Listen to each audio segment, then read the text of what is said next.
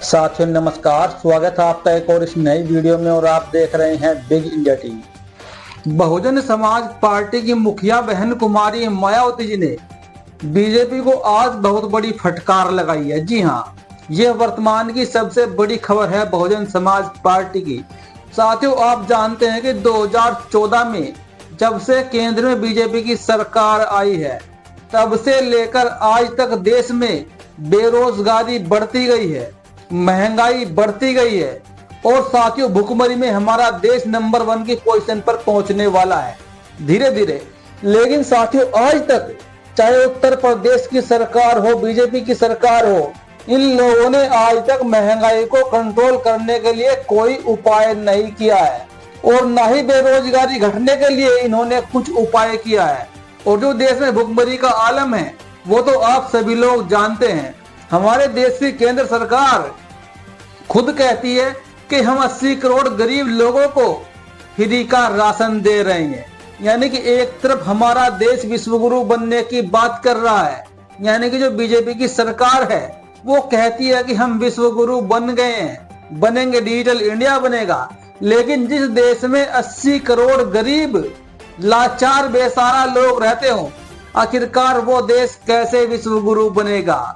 और एक तरफ हमारे देश में उत्तर प्रदेश में प्रयागराज में महाकुंभ की बड़ी बड़ी तैयारियां चल रही है और इसी को लेकर बहन कुमारी मायावती जी ने बीजेपी सरकार पर बड़ा हमला बोला है। जी हाँ, बड़ा हमला, या फिर यह कहे कि बीजेपी को एक बड़ी सलाह भी बातों ही बातों में बहन जी ने दे डाली है।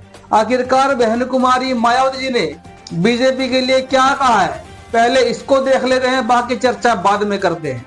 यूपी में भी गरीबी, बेरोजगारी व महंगाई आदि से त्रस्त लोगों के हितों में यहाँ चल रहे विधानसभा सत्र में सरकार को कुछ ऐसी योजनाओं को भी शुरू करना चाहिए जिससे इनको थोड़ी राहत मिल सके।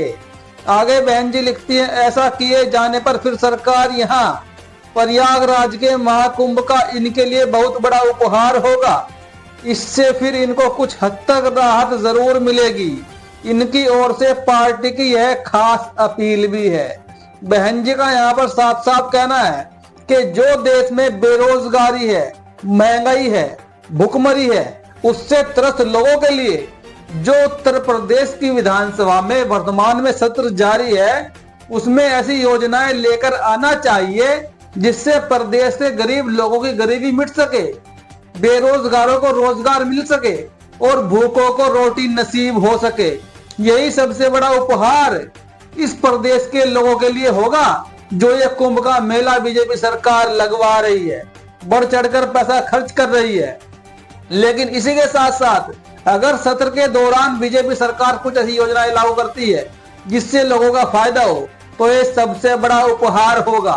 साथियों, लगातार एक तरफ तो बहुत से लोग कहते हैं कि बहन जी खुलकर बीजेपी का समर्थन करती है, लेकिन मैं आपको यहाँ पर बता दूं कि बहुजन समाज पार्टी सिर्फ उन मुद्दों पर समर्थन करती है जिन मुद्दों से कहीं न कहीं देश हित में कुछ न कुछ हो। यानी कि जो मुद्दे देश हित में होते हैं उन पर बहन जी हमेशा समर्थन करती आई है, चाहे फिर केंद्र में बीजेपी की सरकार हो या किसी और की सरकार रही हो। अगर कोई भी सरकार ऐसा फैसला लेकर आती है जिससे देश हित हो तो उसका समर्थन बहन जी करती है। लेकिन जो बहन जी को बी टीम बोलने वाले लोग हैं, जिन लोगों की नजर बसपा के वोट बैंक पर है, वो बसपा को तुरंत बीजेपी की बी टीम साबित कर देते हैं। आज बहन जी ने फटकार बीजेपी को लगाई है कि बीजेपी के राज में भुखमरी, महंगाई, गरीबी, इससे निजात पाने के लिए बीजेपी को कुछ न कुछ करना चाहिए। तो ये सबसे बड़ा हमला बहन जी का बीजेपी के ऊपर है। ये वर्तमान की सबसे बड़ी खबर निकल कर आई है बहुजन समाज पार्टी से। और एक तरफ साथियों उत्तर प्रदेश में समाजवादी पार्टी ने कांग्रेस को बड़ा झटका दिया है। जी हाँ, बड़ा झटका। आप जानते हैं कि कांग्रेस जो इंडिया गठबंधन के बड़े नेता है, बड़े लीडर है, कांग्रेस पार्टी संयोजक है, तो उस पार्टी को समाजवादी पार्टी प्रमुख ने बड़ा झटका दे दिया है। इनके अंदर लगातार खींचतान को लेकर इंडिया गठबंधन लगभग टूटकर चूर चूर हो गया है। और जहां उत्तर प्रदेश में आने वाले विधानसभा चुनाव 2027 में इंडिया गठबंधन के जीतने की बात चल रही थी कि जीतेगा इंडिया वाला गठबंधन, लेकिन यहाँ पर वो चूर चूर होता हुआ दिखाई दे रहा है, क्योंकि हाल ही में कुछ महीनों बाद ही दिल्ली का विधानसभा का चुनाव होना है और दिल्ली में जो अरविंद केजरीवाल की पार्टी है वो अकेले चुनाव लड़ रही है और वहीं पर बीजेपी अलग चुनाव लड़ेगी और कांग्रेस अलग चुनाव लड़ने वाली है। और कल का आपने एक वीडियो देखा होगा, कल आम आदमी पार्टी ने महिला सम्मान समारोह का एक प्रोग्राम रखा दिल्ली में और उस प्रोग्राम में अखिलेश यादव शिरकत लेकर पहुंचे बड़े ही सम्मान के साथ। अरविंद केजरीवाल जी ने उनको बैठाया और अखिलेश यादव ने एक तरीके से आम आदमी पार्टी के समर्थन में लोगों से बातें की, लोगों से अपील की कि दिल्ली की सरकार बनवाइएगा आम आदमी पार्टी की। लेकिन कांग्रेस का वहां पर एक भी नेता आपको नजर नहीं आया होगा। यानी कि कहने के लिए तो इंडिया वाला गठबंधन है, लेकिन यही लोग दिल्ली में अलग अलग चुनाव लड़ रहे हैं। यानी कि इनके बीच कहीं ना कहीं 36 का आंकड़ा खड़ा हो गया है।